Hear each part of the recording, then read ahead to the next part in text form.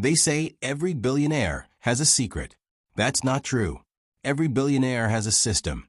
And the secret is just what happens when the system starts eating people.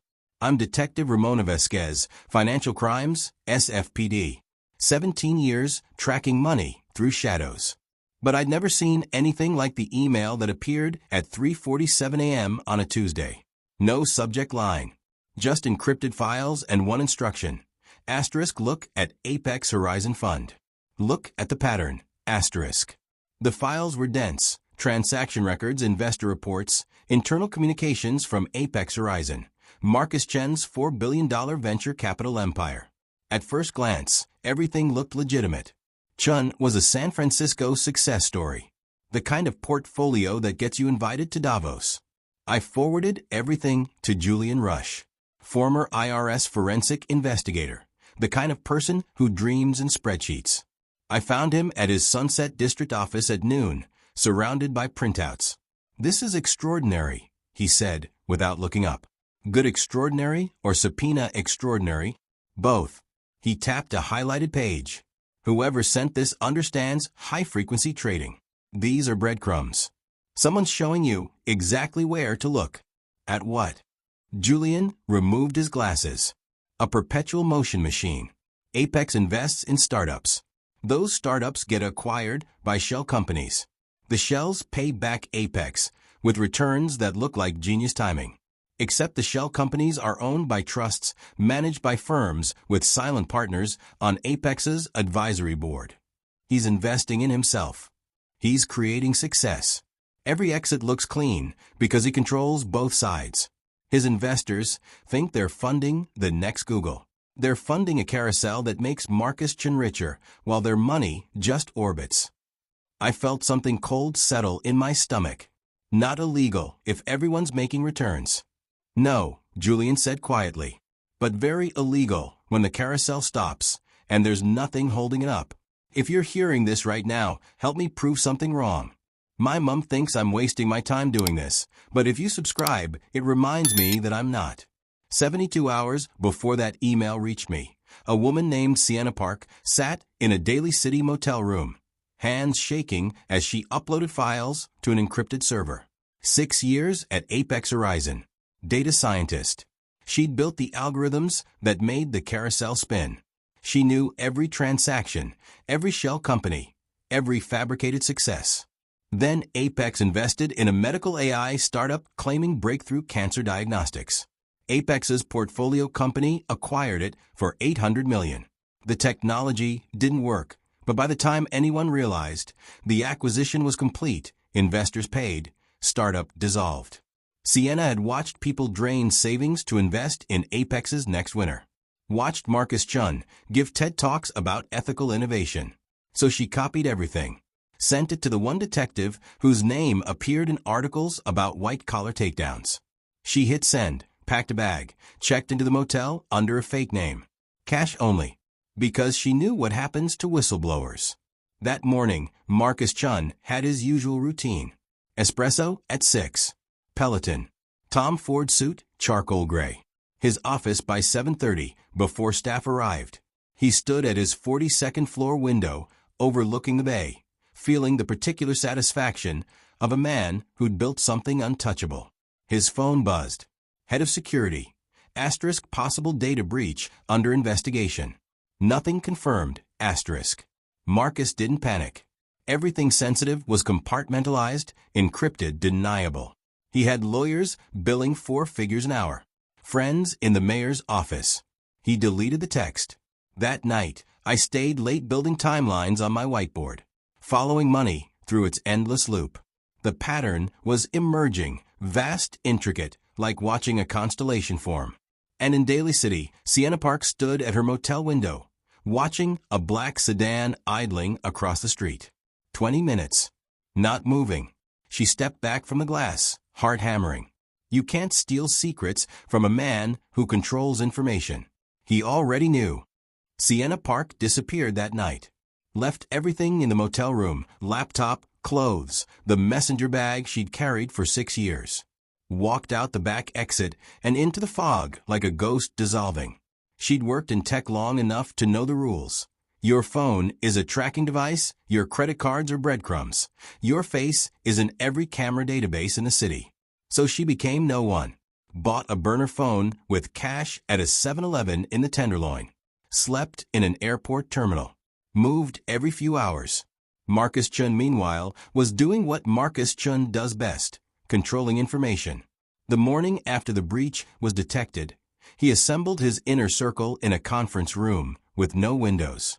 Head of security, chief legal counsel, the firm's IT director. No assistants, no recordings, no phones. We have a leak, Marcus said, standing at the head of the table. I need to know who, what they took, and where it went. You have 48 hours. His head of security, ex-NSA, the kind of man who'd spent a career making people disappear from databases, nodded once.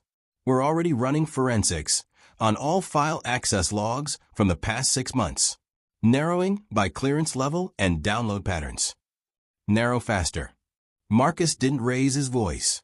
He never did. That was the thing about real power. It didn't need volume. By that afternoon, they had 17 suspects.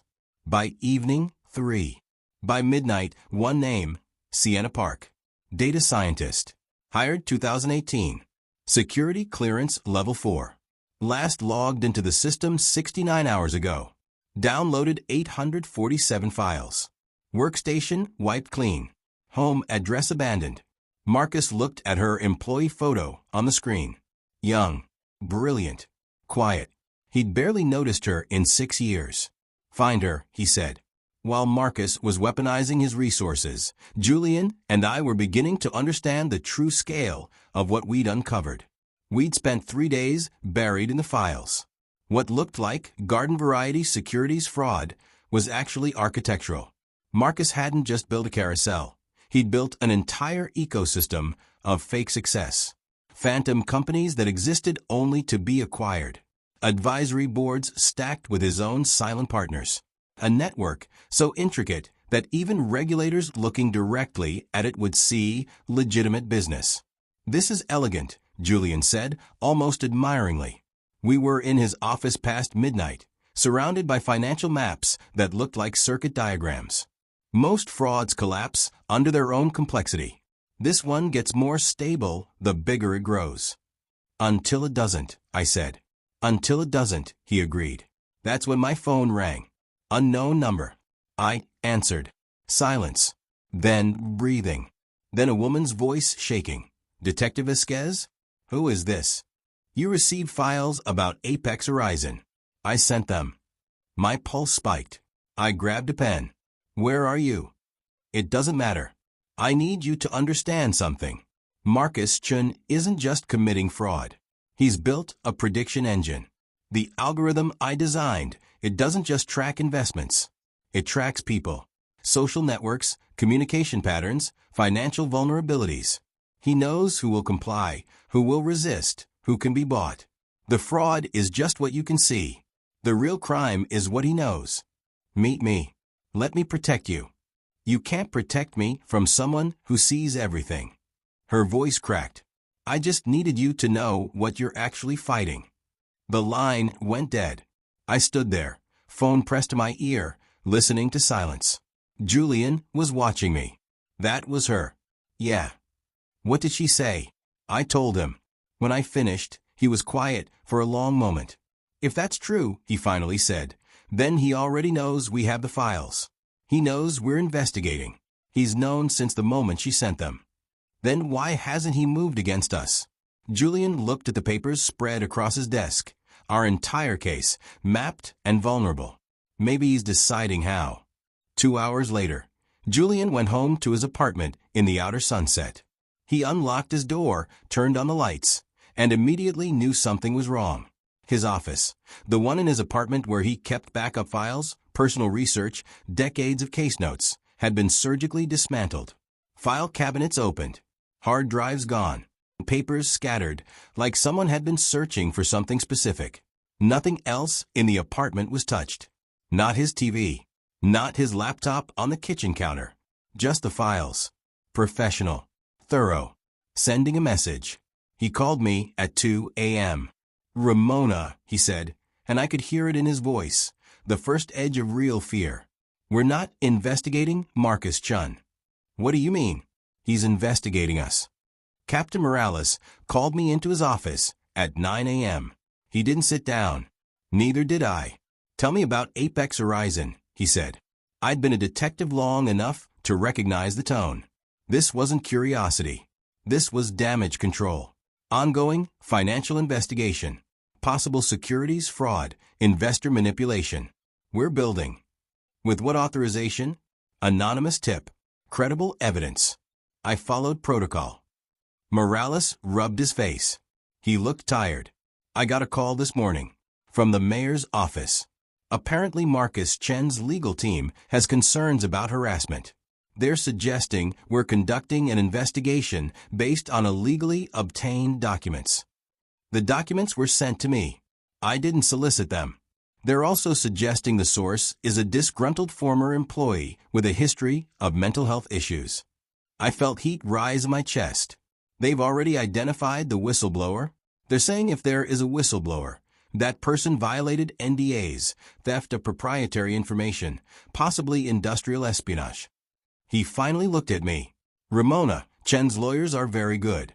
And they're already building a counter-narrative. They're making you look like the criminal. So we stop investigating billionaires when they hire expensive lawyers. We investigate with warrants and evidence that won't get thrown out. Do you have either? I didn't answer. That's what I thought. Shelve it. At least until we have something clean. I walked out without saying another word.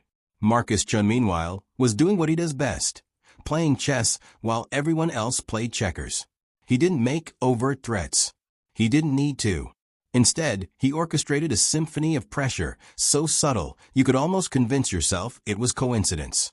My daughter's private school received an anonymous complaint about my fitness as a parent, citing erratic hours and violent casework. Nothing came of it, but the principal called me in for a conversation. My mother's nursing home got a visit from their insurance auditor. Routine, they said, but the timing felt surgical.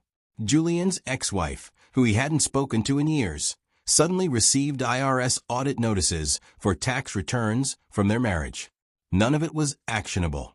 All of it was a message. I can touch everything you care about. But Marcus made one miscalculation. He assumed Sienna Park would stay disappeared. She contacted me again, different burner phone, 3 days after Julian's break-in.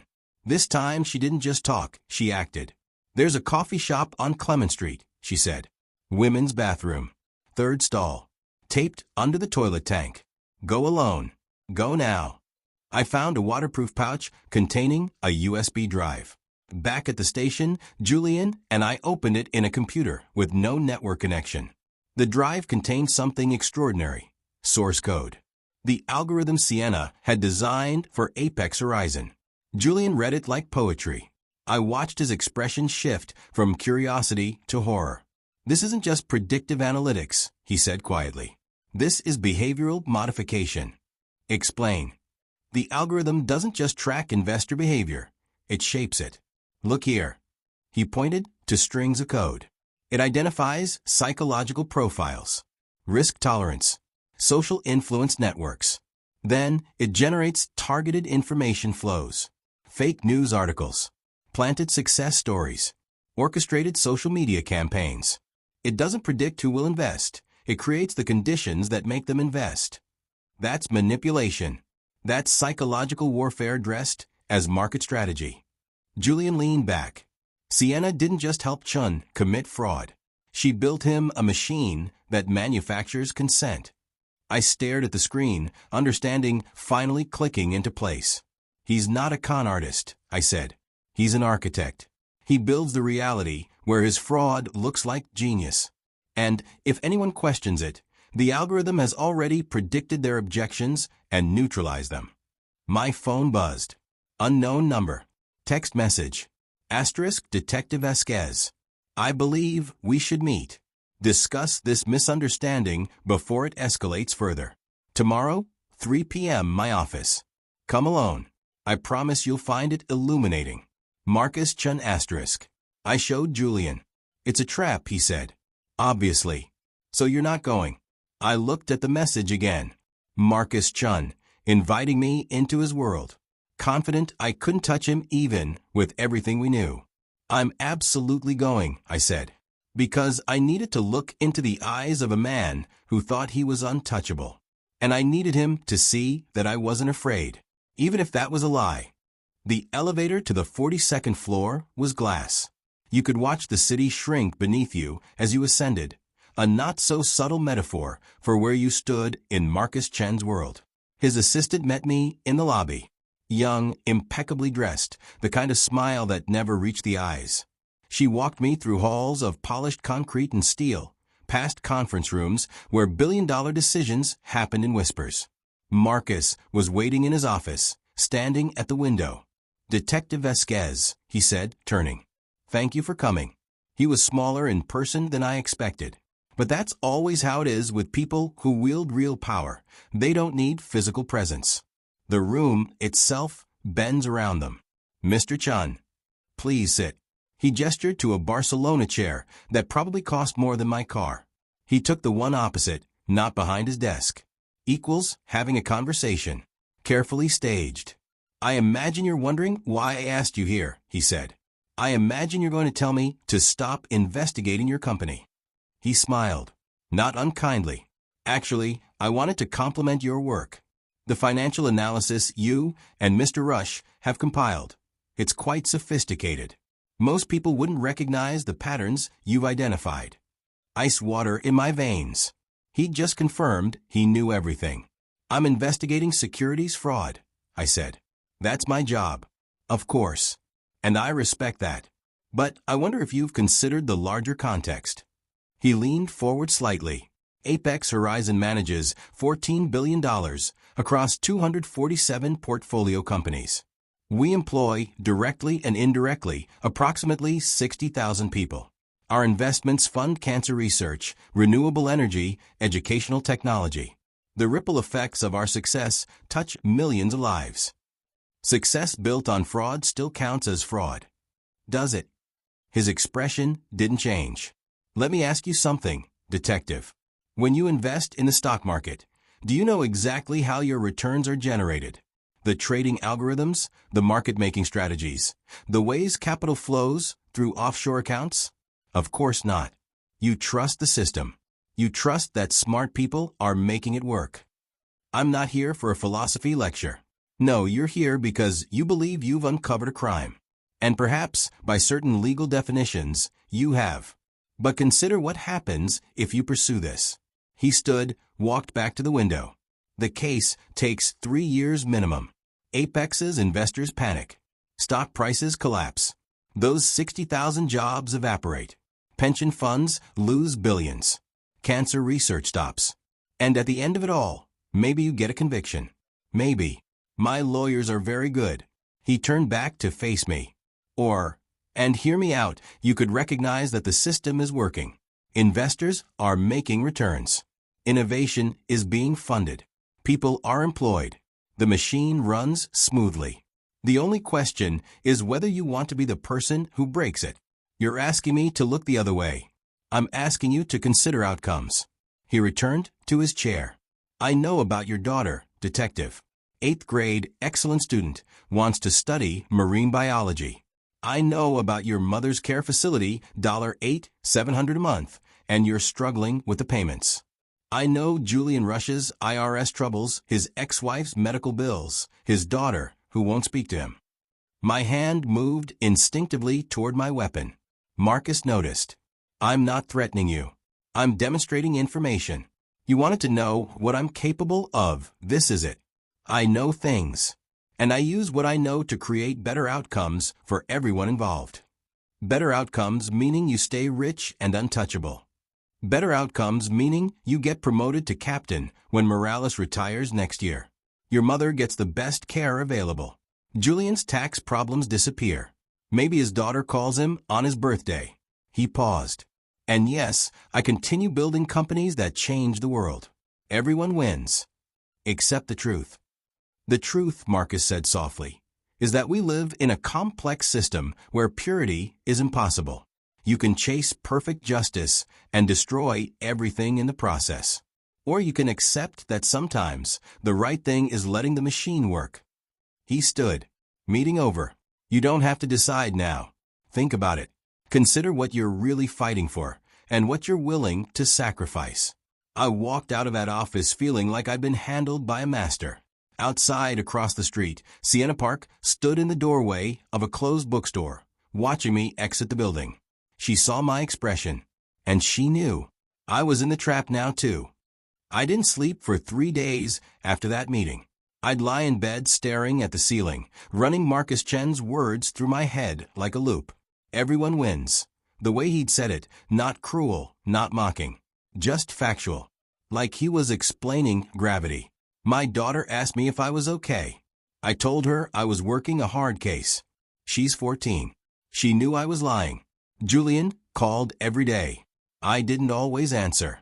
On the 4th day, he showed up at my apartment at 6 in the morning with coffee and bagels. He didn't ask permission, just walked in and sat at my kitchen table. "You're thinking about taking the deal," he said. "There is no deal, just a polite suggestion to make my problems disappear by letting him win." I sipped the coffee. It was cold outside, fog pressed against the windows. You ever wonder if we're the bad guys in this story? We torpedo Chun, $14 billion evaporates, 60,000 people lose their jobs. For what? Because some transactions weren't perfectly legal? Because he's too smart for his own good? Because he built a machine that manipulates human beings like puppets? Julian's voice was harder than I'd ever heard it. Because he turned trust into a weapon. Because he thinks the rules don't apply to him. The rules don't apply to him. That's what I learned in that office. Men like Marcus Chin don't go to prison. They pay fines that mean nothing and keep building empires. So we do nothing? We do the math. We calculate outcomes. We accept that purity is impossible. I was using Marcus's words now. That's how insidious it was. He'd colonized my thinking. Julian stood up. "I've been doing this for 37 years, Ramona. Forensic accounting, tax fraud, corporate malfeasance. You know what I've learned? The moment you start calculating outcomes instead of pursuing truth, you've already lost. Because there's always a reason to let them win. Always a bigger concern, always collateral damage, always someone who gets hurt if you push too hard. So truth at any cost. Truth because that's the only thing that costs us nothing to give." He put on his coat. "I'm finishing this case. With or without you." He left. I sat there in my kitchen, feeling the weight of everything Marcus Chun had placed on my shoulders. That's when my phone buzzed. Text from an unknown number. * meet me. Golden Gate Park, Stowe Lake, East Bench. 1 hour. This is the last time. SP*. Sienna was waiting when I arrived, feeding ducks with bread she'd probably stolen from a cafe. She looked thinner, haunted. "I shouldn't be here," she said without looking at me. "But Julian's right. You need to understand what's actually at stake." She handed me a folder. Inside were medical records, obituaries, news clippings. "Remember the cancer diagnostic AI that Apex invested in?" she said. "The one that got acquired for $800 million before anyone realized it didn't work." Yeah. It was deployed in 3 hospital systems before the acquisition. Experimental trials. Patients whose scans were analyzed by broken algorithms. Some got false negatives, told they were clear when they had stage 3 tumors. By the time real doctors caught it, it was too late. I looked at the obituaries. 7 people. Pictures of real faces. Real families. "Marcus knew," Sienna said, her voice breaking. 2 months before the acquisition, our internal testing showed catastrophic failure rates. I flagged it in 3 separate reports. He buried them because he'd already structured the deal, already promised his investors another unicorn exit. She finally looked at me. "He didn't just commit fraud, detective. He killed people to protect his numbers." I stared at those faces. A mother of 3, a retired teacher, a 19-year-old kid. "That's why I stole the files," Sienna said. "That's why I'm never stopping. Even if it destroys me." I closed the folder. That night, my daughter's school called. Someone had made a formal complaint, anonymous. suggesting I was under investigation for corruption, requesting she be monitored for signs of trauma or neglect. It was Marcus. Obviously. Escalating. I called Julian. "I'm in," I said. "Whatever takes." What changed? I remembered whose side I'm supposed to be on. We needed a plan. Something Marcus wouldn't predict. Something that used his own omniscience against him. And we needed Sienna to come out of hiding, to testify, to put her face and name on the evidence. When I asked her, she was quiet for a long time. "If I do this," she finally said, "my life is over. You understand that? I'll never work in tech again. His lawyers will destroy me. I'll spend years in litigation. I'll lose everything." "I know." She nodded slowly. "Then let's burn it all down." They say the bigger they are, the harder they fall. That's a lie. The bigger they are, the more layers of protection they have. The fall is slow, bureaucratic, expensive. But it's still a fall. We struck at dawn. Sienna filed her whistleblower complaint simultaneously with the SEC, the FBI, and the California Attorney General. By 6 a.m., her face was on the news, no longer hiding, no longer running. Just a woman in a government office, reading a prepared statement about algorithmic manipulation, investor fraud, and 7 people who died because profit mattered more than truth. At 6:15, I executed search warrants on 3 Apex Horizon locations. 22 officers for forensic accountants, digital forensic specialists from the FBI's white-collar crime unit. We went through those offices like archaeologists excavating a crime scene.